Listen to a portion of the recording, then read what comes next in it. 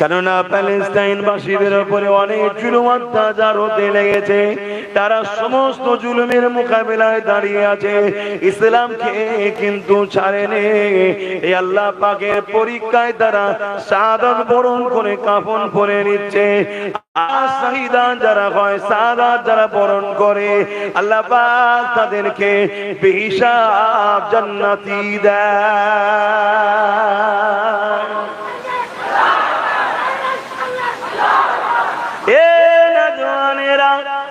এছাড়া দ্বিতীয় কি করবেন? কেননা ইসলাম থেকে বেরিয়ে গেলে পরকালে তো চির শান্তি জান্নাত ছেড়ে দিয়ে চির জাহান্নামে যেতে হবে। কিন্তু আমাদের যে পাওয়ার, ইমানের পাওয়ার, ওই ইমানের পাওয়ার তো বড় দুর্বল হয়ে গেছে। তাই বড় চিন্তা হয়, ইসলামকে মিটিয়ে দিবার কথা যুগে যুগে বারবার অনেকেই বলেছে। এ যুবকেরা ফেরাউনও চেয়েছিল, মুসার দিন ওটাও ছিল ইসলাম মিটিয়ে দিবার। আল্লাহ ফেরাউনকে মিটিয়ে দিয়েছে, দিনকে আল্লাহ ইবাদত করেছে। নমরুদও চেয়েছিল, ইব্রাহিমের দিন ওটাও ছিল ইসলাম। কারণ ইসলাম একত্ববাদের বিশ্বাসের নাম। সমস্ত নবী রাসূল তারা একত্ববাদ, এক আল্লাহ পাককে মানতে। নমরুদকে আল্লাহ মিটিয়ে দিয়েছে, ইব্রাহিম নবীকে আল্লাহ পাক হিফাজত করেছে। খ্রিস্টানরা গোপন মাদ্রাসা বানিয়েছে। কেন বানিয়েছে? ওই জায়গাতে কোরআনকে রিসার্চ করছে, হাদিসকে রিসার্চ করছে। দেখো তো কোন রাস্তায় হেঁটে মুসলমানকে শেষ করা যায়। তারা রাস্তা দেখতে দেখতে দেখতে লেগেছে, মুসলমানের সিনায় যতদিন মুহাম্মদ রাসূলের প্রেম আর আদব থাকবে, তোর পরমাণু শক্তি থাকো, যাই থাকো না কেন, এই জাতকে কখনো তোরা মিটাতে পারবি না। আরো জোরে বলুন সুবহান।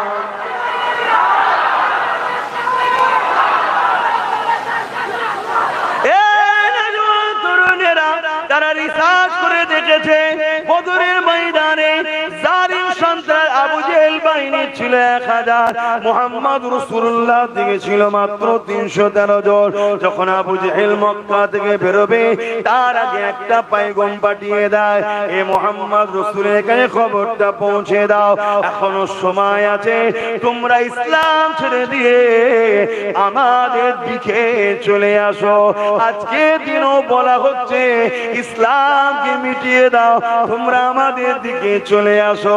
মিলিয়ে দেখুন সেদিনের আবু জেহেল আর তাদের উত্তরসূরি আজকের আবু জেহেল, ভাষাটা শুধু একটু আলাদা হতে পারে, প্ল্যান পরিকল্পনা কিন্তু একই। এই কথাটা শোনার সাথে সাথে মাত্র 313 জন সাহাবা তারা চোখের পানি ফেলে কাঁদে আর বলে, ইয়া রাসূলুল্লাহ, হাবিবাল্লাহ, কি হবে হুজুর? মক্কা জমিনে কত মার খেলাম, মক্কা জমিনে গরম বালিতে শুইয়ে রাখতো, বুকের উপরে ভারী পাথর চেপিয়ে রাখতো, মক্কা জমিনে উটের পায়ে দড়ি বেঁধে আমাদের সঙ্গে দড়ি বেঁধে দিয়ে ঘোড়ার পায়ে দড়ি বেঁধে ঘোড়াকে ছুট করাতো, পিঠে চামড়া গুলো পর্যন্ত উঠে যেত। এ যুবক সাহাবা হুজুর দিয়াকে এত কষ্ট দিয়েছে, আর তুমি আমি কি করছি শোনো। ইয়া রাসূলুল্লাহ, হাবিবাল্লাহ, ঘর পরিবার সবকিছু ছেড়ে দিয়ে মদিনার জমিনে চলে এলাম। একটু নিশ্চিন্তা হয়েছিলাম, তারা আমাদেরকে ধরে ধরে কতল করতেছিল, যেমন আজকে আমার দেশে ধরে ধরে টেনে বাসে বিভিন্ন জায়গায় মারতেছে। সেদিন দেখলাম 70-80 বছরের বাপকে হালকা বয়সের একটা বোন গালে চড় মারছে। হয়তো আপনি বলতে পারেন, বোন বললেন কেন? এজন্য বোন বললাম, নারীর জাতকে ইসলাম সম্মান দিতে বলেছে। কিন্তু আমার ওই বোনের ব্রেনে ছোটবেলা থেকে বীজ ঢুকানো হয়েছে, মোল্লা মানে ওরা একটু যেন নারীদের ঘরে ছিঁড়ে টিড়ে খায় নাকি। তাই যখন দেখেছে মোবাইলটা চালু আছে, মানে হয়তো আমার নোংরা কিছু করছিল, শুনছেন তো নাকি, তার মেন্টালিটির কথা পৌঁছে গেছে। রে ঠিকই বলেছো তো, সেই যে ট্রেনিং দেওয়া হচ্ছে না, আমাদের চোখের আড়ালে ট্রেনিং হচ্ছে, ওই ট্রেনিংটা আমার বোনের কাজ করেছে। বোন চট চট চট করে দিয়েছে। এটা বুঝতেন না, বোঝেন না, কিন্তু কোনো বিচার হয়েছে? কমসে কম যদি পড়ো তথ্যটাকে পুরো মোবাইলে সব পাওয়া যায় না, যায় না। আমি বার করে দেবো 50 বছর আগে কারো যদি কোনো ভিডিও আপনি করেন এক্ষুনি বার করে দেবো। 50 বছর আগে কারো একটা অ্যাপস আছে, ওই অ্যাপ ডাউনলোড করলে 50 বছর আগে কারো। এমনকি আপনি যা খুশি ডিলিট করে দেন, যা খুশি ডিলিট করে দেন এই ফোনে, আপনি কোথায় কার সঙ্গে কখন কি কথা বলেছেন একটা অ্যাপ থেকে সব বার করে, সেগুলো সিবিআই আইবি এদের কাছে সব রয়েছে। মোবাইলে কথা বলতে হবে না, আপনার মোবাইলে পকেট আছে, যা কথা বলতেন সব শোনা যাচ্ছে, সব রেকর্ড হচ্ছে। এ এত খাতারনাক জিনিসে কথা বুঝে আসছে। তাহলে এত বড় যখন একটা অ্যাক্সিডেন্ট ঘটলো আমার বাংলাতে, আবার তাই তো নাকি না উত্তরপ্রদেশে, হ্যাঁ উত্তরপ্রদেশে যদি হতো তাহলে আমাদের মোল্লাগুলোকে দেখা যেত রাস্তায়। উত্তরপ্রদেশ হয় না ওই জন্য দেখা যায় না, তাই না? হ্যাঁ, মানে এ ভাড়া দেয় বলে এর অন্যায় করলে বিরুদ্ধে বলে না, ভাড়া দেয় না টাকলা, বুঝতে পারছেন তো নাকি? ওই জন্য ওর বিরুদ্ধে লেগে দিন রাত সব লেগে। আমি লাগাটাকে খারাপ বলছি না, কারণ ও অন্যায় করে, কিন্তু এই জন্য এক চোখও হচ্ছে না। অন্যায় তো অন্যায় নাকি, হ্যাঁ? তো সেই জায়গায় কমসে কম ফোনটা বাজাব করেও তো শুনেছি, তদন্ত করে বার করা দরকার ছিল না? যদি সত্যি 80 বছরের মুরব্বী একজন এরকম অসভ্যতা করে, তারা তো উচিত শাস্তি দেওয়া। এই শাস্তির দরকার। এই মুসলমান তো কি হয়েছে, মুখে দাঁড়িয়ে তো কি হয়েছে? হ্যাঁ, মুসলমান ওকে বলে নাকি যে 70 বছর বয়স হয়ে যাওয়ার পর একটা বেগুনা মহিলার সঙ্গে নোংরা আচরণ করবে সে মুসলমান? তার শাস্তির দরকার আছে না? কিন্তু কোন জিনিসটা হলো পুরো ধামা চাপা হয়ে গেল না, মিডিয়ায় চর্চা আছে, কোনো কিছু না, পুরো চাপা পড়ে গেল, ঠিক না? চাপা পড়ে গেল, কিছুই হলো না। আমি অনেক আগে বলেছিলাম, আপনারা ফলো করেছেন কি জানি না, একটা দিন আসবে তুমি কারো দোকানে মাল কিনতে যাবে, কারো দোকানে মাল কিনতে যাবে, প্রয়োজনে জানতো নাকি? ধরেন দোকানদারটা অমুসলিম, এই আমরা অমুসলিমের দোকানেও মাল কিনি না? হ্যাঁ কিনি, আমিও কিনি, কথা বুঝে আসছে? অমুসলিম ধরেন না দোকানদার, কিন্তু যা ভয়ানক দিন আসছে, আগামী দিন যাওয়া বড় কষ্টকর হয়ে যাবে, ভয় লাগবে একটা, ঢুকলে ফেসে যাবো না তো? ঢুকলে ফেসে যাবো, রাস্তা দেখাবে জামা নুবি সবই খুলে নিয়েছে।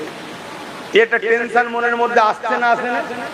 এতে কিন্তু মূলত আমার দেশবাসীর ব্যবসার ক্ষতি হবে, আর দেশবাসীর যখন ব্যবসার ক্ষতি হবে মূলত দেশের ক্ষতি হবে। কথা বুঝে আসছে? আমি হিন্দুর কাছে কিনছি কি মুসলমানের কাছে কিনছি ওটা পরের বিষয়, যত কিনা বেচা হবে দেশ তত তারা কি করবে। এই বুঝছেন তো নাকি? আমার নবী পাক সাল্লাল্লাহু আলাইহি ওয়াসাল্লাম তাই বলেছিলেন, তোমরা আমার মদিনায় এসে মার্কেটিং করবে, যারা আমার মদিনাতে কেনাকাটি করবে আমি রাসূল বড় খুশি হব। জোরে বলুন সুবহানাল্লাহ। কেন বলেছিলেন? কেন বলেছিলেন? নবী কত বড় অর্থ নিয়ে কতটা বড় ভবিষ্যতের কথা সমাজকে শিখিয়ে গেছে দেখেন। তাই নবী হলেন সর্বদিক দিয়ে সর্বকালের সর্বসেরা সাকসেসফুল লিডার ও নেতা নবী রাসূল। জোরে বলুন সুবহানাল্লাহ। কোন এমন একটা সাকসেসফুলের বিষয় নেই যেটা আমার নবী করে দিয়ে যায়। কিন্তু আজকে আমার কম নবীকে ফলো করে, বিজনেস করলে আমার নবীকে ফলো করে, আমার নবীকে ফলো করে বিজনেস করো, সাকসেসফুল হয়ে যাবে, সাকসেসফুল গেনার হয়ে যাবে। আমার নবী সাল্লাল্লাহু আলাইহি ওয়াসাল্লাম কেন বললেন? জানছেন যত মদিনায় কিনা বেচা হবে মদিনার অর্থনীতির ডেভেলপমেন্ট হবে। অর্থ বিকাশ যদি হয় তাহলে সেই রাষ্ট্র বা সেই রাজ্য সেই জায়গা দ্রুত সব দিক দিয়ে উন্নতি হবে। তাহলে আজকে এমন একটা সিস্টেম তৈরি করা হচ্ছে আমার দেশের মহলে যে আমার হিন্দু ভাইদের দোকানে যেতে আগামী দিন ভয় লাগবে। কেন? আমি বলেছিলাম এমন একটা দিন আসছে তুই দোকানে যাবি, মাল কিনতে যাবি, ভাই একটা কিছু দাও, একটা কিছু দাও, হয়তো একটা গিফটের বা কিছু জিনিস হয়তো কিনছেন, বা একটা ঘড়ি কিনছেন বা মোবাইল কিনছেন, হঠাৎ করে মোবাইলটা আপনার হাতে দিয়েই দোকানদার বলবে চোর। দোকানদার কি বলবে? চোর বলেই মারবে। আমি অনেক আগে বলেছিলাম, আরে তার একটা ছোট্ট নমুনা, এটা দোকানে না হয়ে ট্রেনে হয়েছে। কি হয়েছে? আমার সাথে নোংরা নজরে দেখেছে, এই তো কথা। মেরেছে না মারেনি? হ্যাঁ, তাহলে ভাবুন একটা 15 সেকেন্ডের ভিডিও, তার আগে কি হয়েছে পরে কি হয়েছে সব মোবাইলে আছে না নাই? সেগুলোকে পুলিশ দেখলো না, সিবিআই দেখলো না, ইডি দেখলো না, আইবি দেখলো না, কিছু দেখলো না, কেসটা ঢাকা পড়ে গেল। কেন? মোল্লাকে মেরেছে যখন ঠিক করেছে।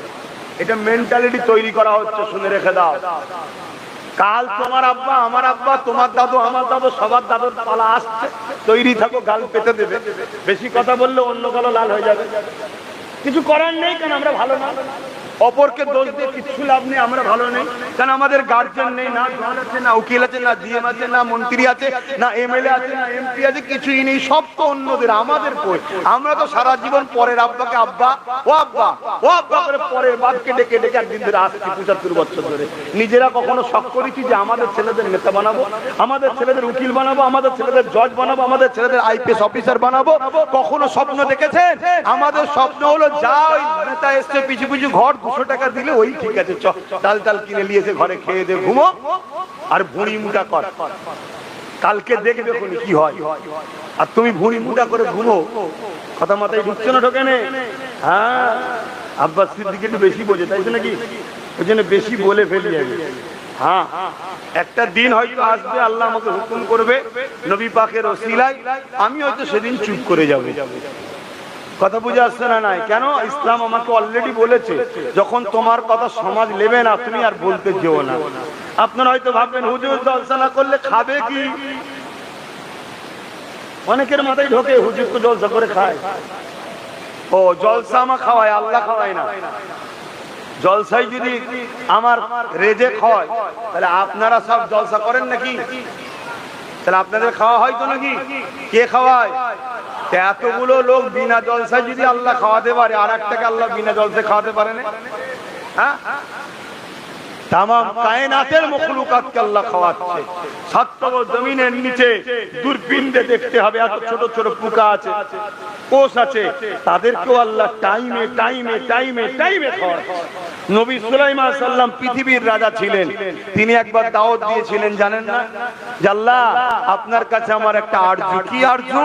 যে একবার আমি তো পৃথিবীর রাজা, পৃথিবীর বলতে শুধু মানুষের নয়, নবী সাল্লাম সুলাইমান আলাইহিস সালাম পৃথিবীর ইনি এই একজনই যিনি সমস্ত মখলুকাতের রাজা ছিলেন।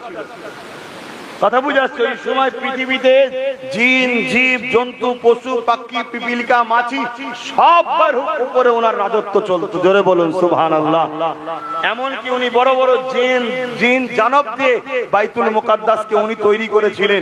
একটা লাঠির উপরে ভর দিয়ে দাঁড়িয়েছিল, তৈরি হচ্ছিল, জানেন তো নাকি? আল্লাহ ওই অবস্থায় ওনাকে ইন্তেকাল করিয়েছেন, দুনিয়া থেকে চলে গেছেন। ওদিকে আমি যাচ্ছি না। উনি বললেন যে আল্লাহ, একটা দিন আমাকে সুযোগ দেন, আমি আপনার মখলুকদের ঘরে দাওয়াত করে খাওয়াবো, কারণ আমি পৃথিবীর রাজা বানিয়েছেন, আমি মখলুককে দাওয়াত করে খাওয়াবো। আল্লাহ বললেন, হে নবী সুলাইমান, এটা আমার স্পেশাল ব্যাপার, রিজিকের মালিক আমি আল্লাহ, এ বিষয়ে তুমি কথা বলবেন, এ বিষয়ে তুমি মাথা দিতে যেও না। কিন্তু নবী সাল্লাল্লাহু আলাইহি ওয়াসাল্লাম বড় আবদার করলেন, আল্লাহ একটা বার সুযোগ দেন না, আল্লাহ একদিনের জন্য, এক বেলা। শুনছেন তো নাকি? আল্লাহ বললেন, যখন এত আবদার করছো, ঠিক আছে যাও। কবে? যাও, তুমি খাবার জোগাড় করো। আল্লাহ পাক বললেন, শোনো, আমার এই বিশাল মখলুককে খাওয়াতে গেলে তো অনেক খাবার লাগবে। আমি আল্লাহ, তুমি খাবার জোগাড় করো, কিন্তু এই খাবার গুলোকে আমি আল্লাহ পচতে দেব না। জোরে বলুন সুবহানাল্লাহ। খাবার পচা কিছুদিন রাখলে পচে যাবে না? যাবে না। কিন্তু আল্লাহ পাক বললেন, ওই খাদ্যগুলোকে আমি পচতে, নষ্ট হতে দেব না। কয়েক বছর ধরে খাদ্য তৈরি করলেন, তৈরি বিশাল ময়দানে জড়ো করছে, করে আসমানের দিকে মুখ তুলে বলছেন, আল্লাহ আমি রেডি মেহমানদারি করার জন্য, আপনার মখলুককে পাঠান। আল্লাহ পাক সাগর থেকে একটা মাছকে পাঠিয়েছিলেন। কথা বুঝলেন? একটা এসে হাজির নবী সুলাইমান আলাইহিস সালামের সঙ্গে কথা বলছে। আপনাদের মাথায় ঢুকতে পারে মাছ আবার মানুষের সঙ্গে কথা বলছে কিনা। আরে এখন টিয়া পাখি ঘরে আপনারা পুষলে কথা বলে না? বলে না? তা আপনার সঙ্গে টিয়া পাখি কথা বলতে পারে, তা আল্লাহ মখলুককে নবীর কাছে পাঠিয়েছে, যে ক্ষমতা সৃষ্টিকর্তার আছে না নয়? এগুলো খবরদার ব্রেনের মধ্যে যেন শয়তান ধোঁকা না দেয়। সব ক্ষমতার মালিককে। চিৎকার দিয়ে বলবেন কে? শাহাদাত আগুন তুলে বলুন কে? নারে দিবে। আরো চিৎকার দিয়ে বলুন নারে দিবে, নারে দিবে। হ্যাঁ, নারে তাকবীর মানে কি? বুলন্দি তিনার নারা, তিনার সব থেকে বড় বুলন্দি তিনার, যিনি হলেন আল্লাহু আকবার। আল্লাহ তিনি যিনি সব থেকে বড়। কথা বুঝে আসছে? আমরা এই তকবির দিলে অনেকে আবার মানে ভুল শোনাচ্ছে। এখন আমার অন্য ভাইদের ঘরে দেখেছিস তোদের ঘরে আরবিতে গাল দিচ্ছে, কি করবে? সব রুটি শাখার ব্যাপার, যেমন করে বুঝিয়ে বাজিয়ে কোলে করে লাও, নিয়ে দল তৈরি করো, এই সব চলছে। কি আর বলবো বলেন না, কোন দিকে যায়? চারিদিকে ঘা, মলম কোথায় লাগাবো? ড্রাম দেশে ডুবিয়ে দিলেই ভালো হয়। তো নবী সুলাইমান সাল্লামের কাছে ওই আল্লাহর মখলুক এসে বলছে, হুজুর আপনি তো দাওয়াত দিয়েছেন, আল্লাহ আমায় পাঠিয়েছে, আজকে নাকি রেজে আপনার, আপনি খাওয়াবেন, কিন্তু খাওয়াবার মালিককে? হ্যাঁ, এখানেও মনে রাখবেন আল্লাহই খাওয়াচ্ছে সুলাইমান নবী ওসিলা। হ্যাঁ, এটাও মনে রাখবেন, রেজেক দ্বিতীয় কারো হাতে না। আল্লাহ বলে তোর জন্য মন গেছে একবার লে, শুধু এতটুকু, কিন্তু রেজেক যে খাবার গুলো জড়ো করেছে ওইটাও কাজ। কথা বলেন, ও আল্লাহ তুমি যেদিকেই যাও আল্লাহ ছাড়া কোন রেজেক দাতা নেই আর নাই। তো হুজুর দেন, বলছে অপেক্ষা করো আরো সব মেহমান আসুক। বলছে হুজুর আমার টাইমে টাইমে আমাকে আল্লাহ রেজেক দেয়। জোরে বলুন সুবহানাল্লাহ। কুরবান যাক আমার রবের কদমে আমাদের জানমাল। আহা, একটা বাড়িতে 4-5টা ছেলে হলে পরিবার টাইমে খাবার দিতে পারে না। এ আনে তো ও ঝগড়া করে, ও আনে তো ও চিল্লায়, ও আনে তো ও চিল্লায়। পুরো জগতের কে আল্লাহ টাইমে টাইমে টাইমে টাইমে খাওয়াচ্ছে। জোরে বলুন সুবহানাল্লাহ। আরো খুশি বলা যাবে না সুবহানাল্লাহ। তিনি হলেন আমাদের মালিক, তিনি হলেন আমাদের রব, তিনি কুল কায়নাতের সবাইকে সৃষ্টি করেছে। মালিক একজন, দুজন নয়। দুজন হলে ঝগড়া লেগে যেত একদিন। কথা বুঝতেন না, বোঝেন না? একজন বলতো মোদিকে প্রধানমন্ত্রী করবো, আর একজন বলতো না 10 বছর হয়ে গেছে ওকে রাখা যাবে না। কথা বুঝে আসছে? মালিক একজন, মালিককে একজন। মনে রাখবেন, এই কথা কি আপনাদের হাসি লাগলো নাকি? গাছের পাতা খোদার বিনা হুকুম ছাড়া লড়ে নে। দেশের মাথায় কে বসবে ওটাও কিন্তু খোদার হুকুমেতেই হয়। এবারে বলবেন তাহলে ওখানে বসলো, এত জুলুম করছে। শোনেন ভাব, কোরআন পড়েছেন, সূরা বাকারা খুলুন। আল্লাহ বলেছে আমার বান্দা বান্দিরা, তোরা যারা আমার দাবি করে মুনাফিকি করবি, তোরা যদি আমার থেকে, আমার হাবিবের থেকে অন্য কাউকে বেশি প্রাধান্য দিস, আমি আল্লাহ জালিম হুকুমতকে বসিয়ে তোদেরকে টাইট দেবো। আমাদেরকে টাইট দেওয়া হচ্ছে। সময় থাকতে থাকতে শুধরে যাও, একদিন খবর পাবে। বুঝতে পারছো না? বরং একেবারে বুঝতে পারছেন না? চিন্তা করছেন কেন? আল্লাহ তো আছে, আছে না? নাই অত ঘাবড়াবার কি আছে বাবা? সেই কালকে নাই আজকে, পরশু নাই তরশু, মরবেন তো একদিন। একদিন আগে না একদিন পরে, তাই তো? ওটা যে এই এই শিখলে যে মরণ কালকে পর পরশু ব্যাপার, যে যখন টাইম তখনই মরবে। কথা বুঝে আসছে? তুমি যদি দালালি করে সবাই মিলে দালালি করো, মরণের দিনে মরণ হবে। আর আব্বাস সিদ্দিকীকে আল্লাহ হক কথা বলেছে, যেদিন টাইম আছে সেদিন হবে, 1 সেকেন্ড আগে হবে না। কোন মায়ের লালের ক্ষমতা নেই আমার 1 সেকেন্ড আগে মৃত্যুকে আনতে পারবে। আজ রাই পর্যন্ত আসবে না, টাইম নেই না থাকে। কথা বলছে না? সবটা তো খোদার হুকুমে। কত খাবার, খবরদার একদম মন খারাপ করবে না। শুধু একটা কাজ করো, কি এই বললাম, নবীর প্রেমিক হও, নবীর প্রেমিকদের সঙ্গে দল করো, কথা শেষ। তো হযরতে নবী সুলাইমান আলাইহিস সালাম বললেন ঠিক আছে খাও। যখনই বলেছে খাও, আর এক লুকমাতে বছরের খাবার যা ছিল সব খেয়ে বললেন না সুবহানাল্লাহ। আল্লাহর সৃষ্টি কত বড় বড় আছে জানেন? এই বিশাল বিশাল জাহাজ যায় না, পানিতে এত বড় বড় মাছ আছে, ওই জাহাজ পেটের মধ্যে ঢুকে যাবে, নেজের ঝাপটা দেবে, উল্টে যাবে। এত বড় বড় আল্লাহর সৃষ্টি মখলুক আছে। তুমি তো কি বলে সামান্য 1 ভাগ, 3 ভাগের 1 ভাগ হলো ডাঙা। এই বিশাল পৃথিবী যেটাকে আমরা বলি, তো আসমানের কাছে ফুটবলের থেকেও ছোট। এরকম পৃথিবীর মতো কয়েক লক্ষ কোটি মিলিয়ন বিলিয়ন আল্লাহর গ্যালাক্সি তৈরি করা আছে, যেটা জান্নাত। জোরে বলুন সুবহানাল্লাহ। এক একজনকে আল্লাহ দুটো দুটো করে দেবে। কাদেরকে? ওয়ালিমান খাফা মাকাম রাব্বিহি জান্নাতান। সূরা রহমানে আল্লাহ বলছে যারা আমাকে ভয় করবে আমি আল্লাহ তাদের ঘরে দুটো জান্নাত দেব। জোরে বলুন সুবহানাল্লাহ। আর আপনারা বলবেন আমরা তো আল্লাহকে ভয় করি। আল্লাহকে ভয় করলে পাপ কাজের দিকে গেলেও ফিরে চলে আসবে। আল্লাহকে ভয় করলে যদি ভেতরে ঢুকেও যায় মনে পড়লে আগুন দিয়ে বার করে দেবে। হযরত সিদ্দিক আকবর দীর্ঘক্ষণ রাজকাজ করতে করতে করতে করতে উনি রাষ্ট্র চালাতেন, জানেন তো নাকি? এখন সেই বংশের ছেলে আমার ভাই নওশাদ আবার রাজনীতি করছে। আল্লাহ চাইলে ও একদিন কামিয়াবি হবে, বলুন ইনশাআল্লাহ। ওর দাদু চালিয়েছে, প্রথম মুরব্বী সিদ্দিক আকবর অর্ধেক পৃথিবীর রাজত্ব চালিয়েছে কম বেশি, কথা বুঝে আসছে।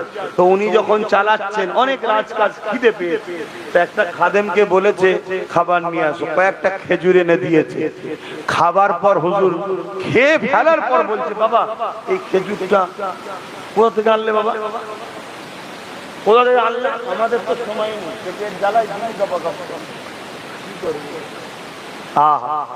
এমনি তারা এত বড় বড় হয়নি রে বাবা, কোথা থেকে পেলে? বলো হুজুর আমি যখন অমুসলিম ছিলাম তখন আমি ওই বন্দক টন্দক দিয়া কাজ কারবার করতাম, তখন এই সেই পয়সা আমার ছিল, তারই পয়সার বরকত এখন হয়েছে, বেড়েছে, তা থেকে আমি এটা কিনেছিলাম। হুজুর সঙ্গে সঙ্গে গলায় আগুন দিলেন, সম্পূর্ণ বার করলেন, যতক্ষণ পর্যন্ত শুধু বমি বেরোচ্ছে, এবার ওর কিছু নেই, মানে ওই যেটাকে বলা হয় পানি বা পিত্তি টাইপের, ততক্ষণ পর্যন্ত হাঁকাল দিয়ে বার করেছে। শুনছেন কি বলছি?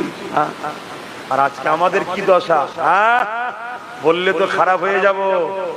কিসের টাকা আসছে মাসে মাসে দেখারও সময় নেই, কি থেকে দিচ্ছে, মদের না সুদের না মাফ করবেন আর একটা জায়গা আছে আপনারা নিশ্চয়ই জানেন, নোংরা মেয়েরা যেখানে থাকে তাদেরও ট্যাক্স লাইনে লাইন।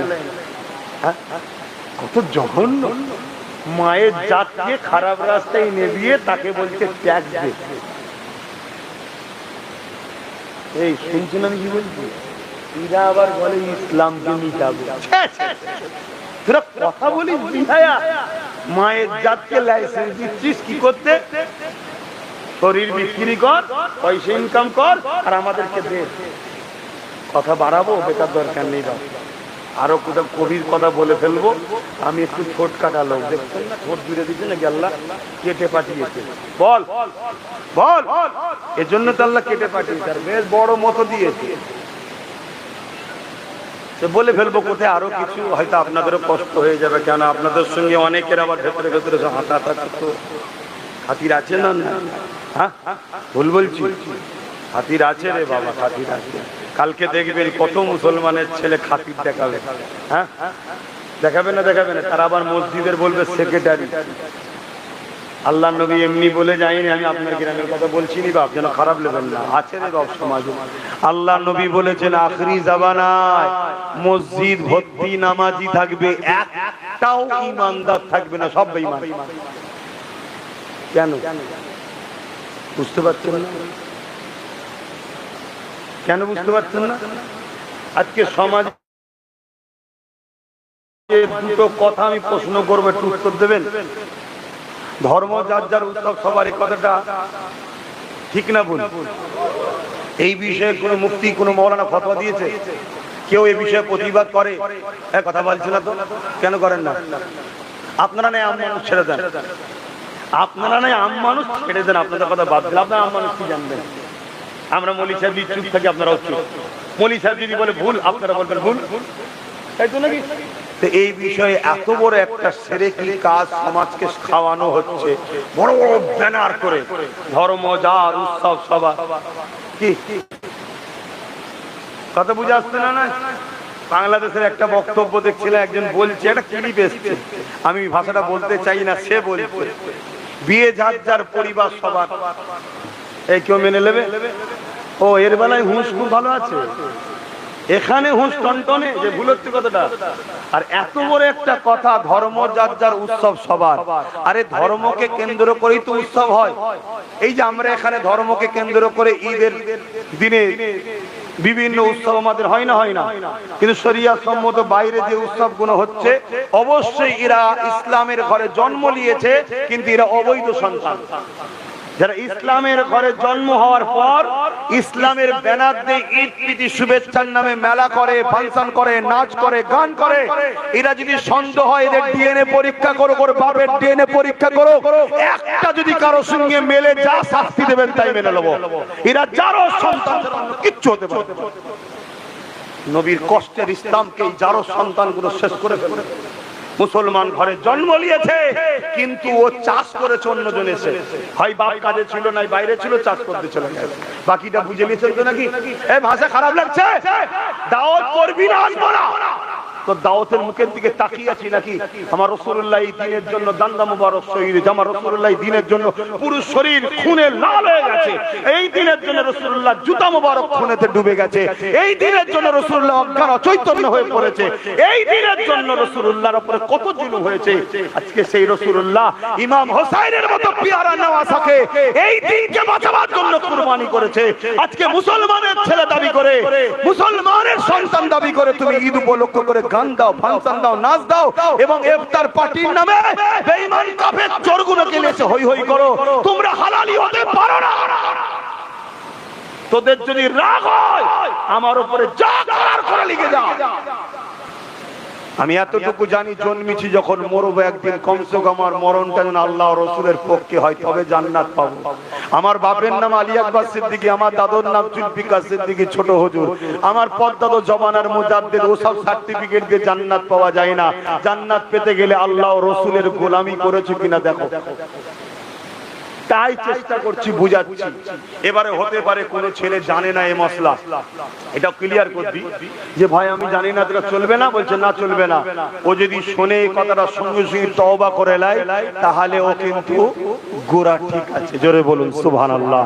ও ভুলের মধ্যে ছিল, ধুলো ঘষে দিয়েছি, এবার পরিষ্কার হয়ে গেছে, কথা মাথায় ঢুকছে।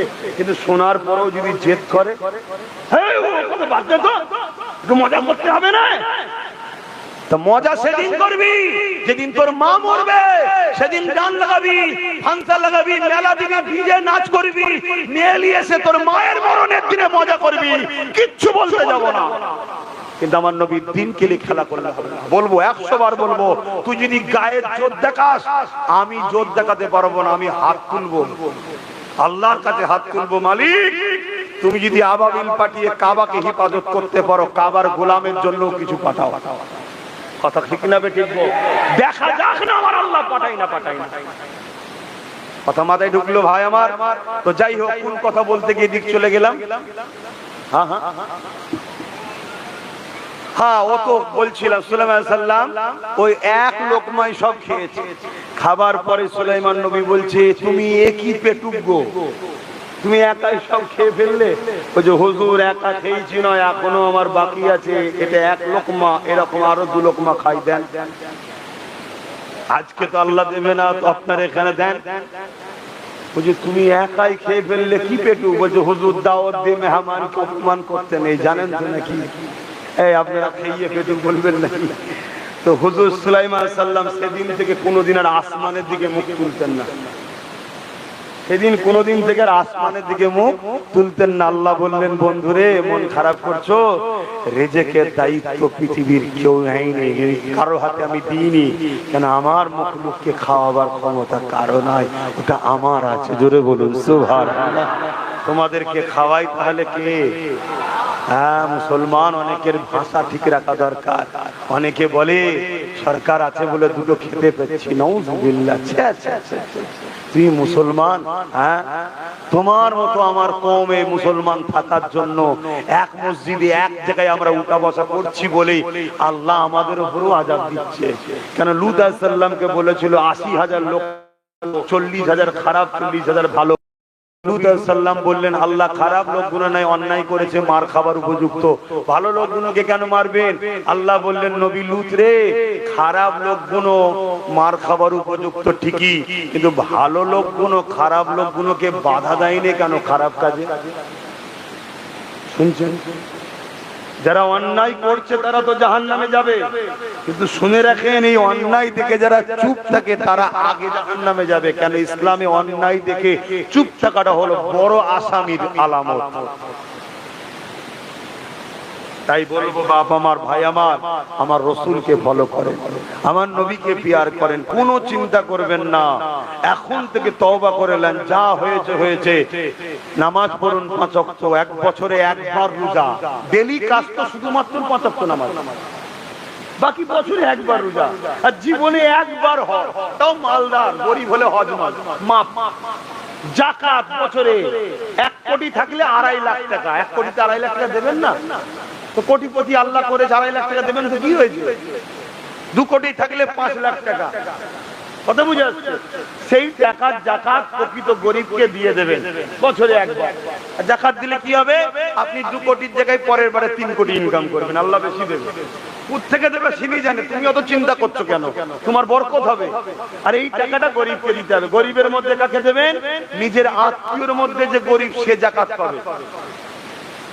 এই ফুরফুরার গরিবকে যাকাত দিতে যাচ্ছে, ওই ওখানকার না, তোমার আত্মীয়, খালাতো ভাই, ফুফাতো ভাই, চাচাতো ভাই, মামাতো ভাই, আত্মীয় স্বজনের মধ্যে কে গরিব আছে দেখো, তার হক হলো প্রথম যাকাত, এটা তার টাকা তোমার কাছে রাখা আছে। যদি কেউ গরিব না থাকে তখন দ্বিতীয় হক হলো তোমার পাড়া প্রতিবেশী।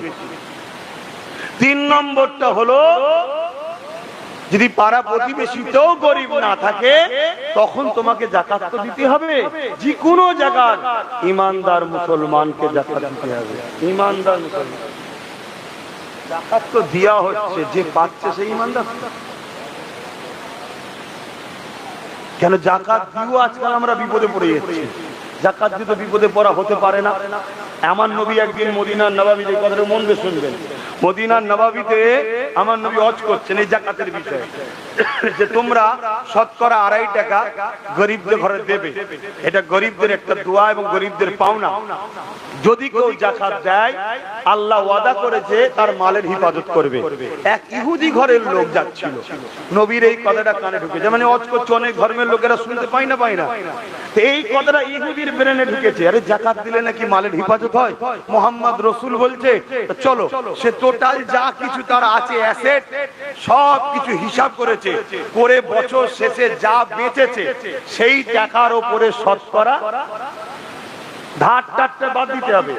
ধরেন না আপনার 20 লাখ টাকা আছে, 10 লাখ টাকা ধার আছে বাজারে, 10 লাখ বাদ চলে যাবে, কথা বুঝা? 10 লাখের উপর হবে। এরকম টোটাল সোনা দানা জমি জায়গা যা আছে, কারবার ব্যবসা বাণিজ্যে সবকিছু, শুধু যেটা বাড়িতে থাকেন ওটার নয়, কথা বুঝে আসছে? এই সব কিছু বিজনেসের জন্য যা আছে সব কিছুর হিসাব করে সে যা হয়েছে সেটা এখন সে গরিবকে যাকাত দিয়েছে। শুনছেন? এখন সে বিদেশে বিজনেস করতে, আগে জাহাজে, এখনো জাহাজে হয়।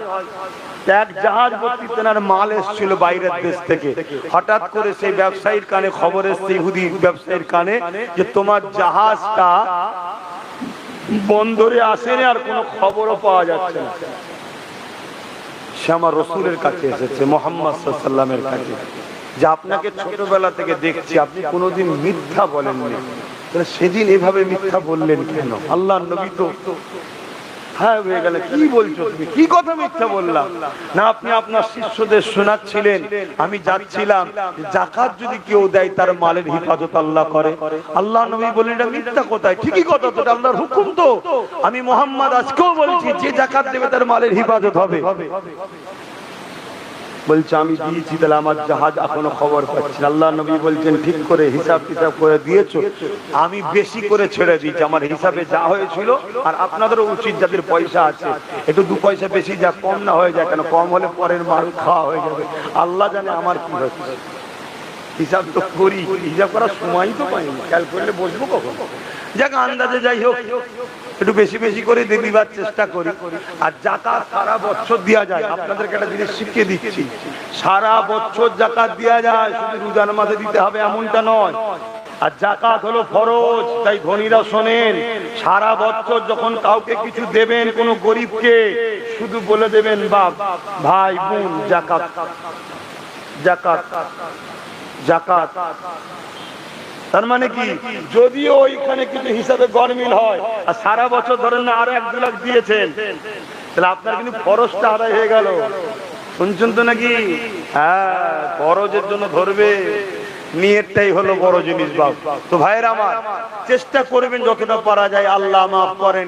এবং গরিবদের ঘরেও বলবেন, দেখ ভাই চেষ্টা তো করেছি, তোর টাকা যদি আমার কাছে রয়ে যায় মাফ করে দিন বাবা। গরিব কি বলবে মাফ করবো না? সে তো খুশি, 10,000 টাকা পেয়েই খুশি, 20,000 পেয়েই খুশি। সে বলবে হ্যাঁ আল্লাহ তোকে আরো দিক, আরো দিক, আরো দিক। আর আমরা কি করছি? 10 টাকা, 15 টাকা, 20 টাকা করে দিচ্ছি।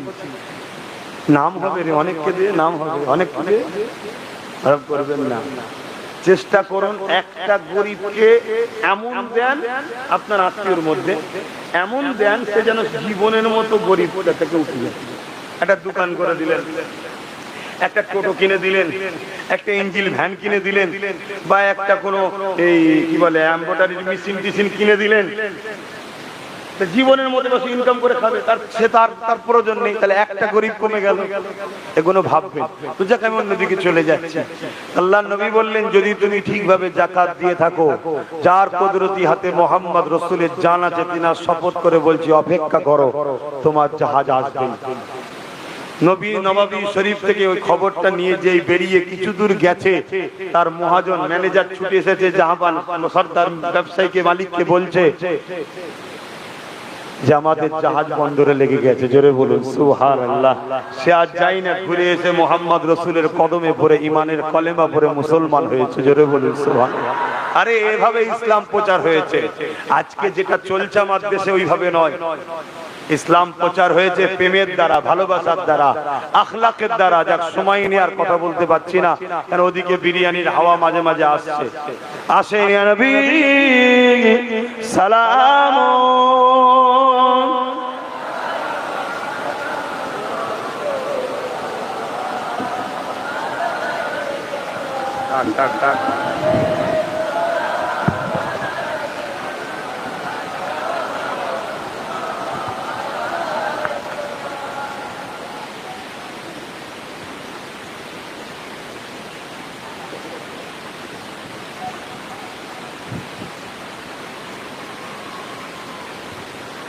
طلع البدر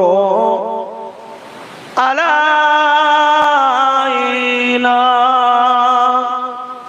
من شنيعة الوداع وجب الشكر علينا ما دعا لله أعدائي يا نبي سلام